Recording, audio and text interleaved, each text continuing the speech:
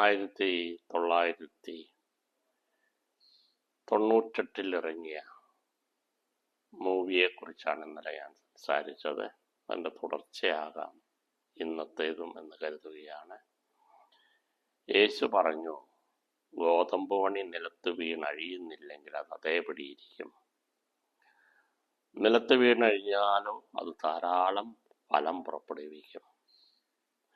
നമ്മുടെയൊക്കെ ജീവിതത്തെക്കുറിച്ച് പൂർണ്ണമായിട്ട് ചിന്തിക്കുമ്പോൾ ഇതാണ് നടക്കുന്നത്, നടക്കേണ്ടത്, നടക്കാനിരിക്കുന്നത് എന്ന് വേണമെങ്കിൽ പറയാം.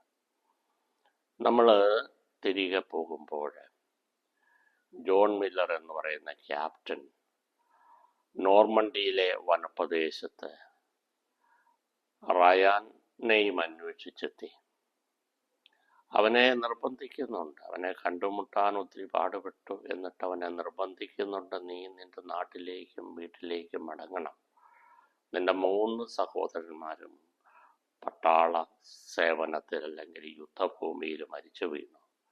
നിന്റെ അമ്മയ്ക്ക് നിന്നെ വേണം എന്നൊക്കെ പറയുന്നുണ്ടെങ്കിലും അവൻ പറയുകയാണ്, ഞാൻ യുദ്ധഭൂമി വിട്ട് എൻ്റെ കൂട്ടരെ വിട്ട് എൻ്റെ ഉത്തരവാദിത്വം മറന്ന് ഞാൻ തിരികെയില്ല എന്ന് പറയുന്നുണ്ട്. ഞങ്ങൾ നിന്റെ ഈ ഉത്തരവാദിത്വം ഏറ്റെടുക്കുന്നു എന്ന് മില്ലർ പറയുകയാണ്.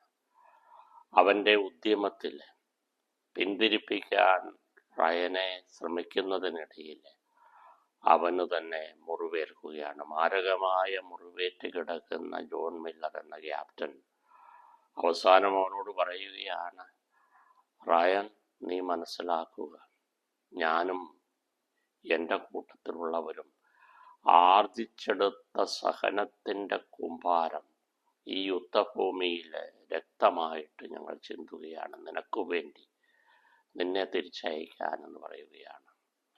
അത് കേട്ടൊരു പക്ഷേ അവൻ മനസ്സ് മാറിക്കാണും. അതിൻ്റെ അവസാനം നമ്മൾ കാണുകയും മൂവിയുടെ അവസാനം കാണുക, ദശകങ്ങൾക്ക് ശേഷം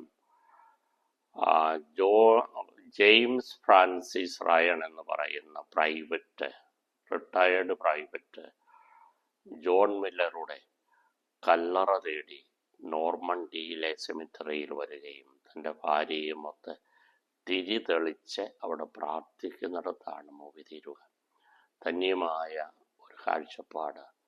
മനുഷ്യ ജീവിതത്തിൻ്റെ എല്ലാ തലത്തിലുള്ള ആർത്തിയും കൊല്ലപ്പെടലും മരണവും സഹനവും രക്ഷയാകലും ഒക്കെ ഈ മൂവി വളരെ മനോഹരമായിട്ട് നമ്മളോട് പറയുന്നുണ്ട്.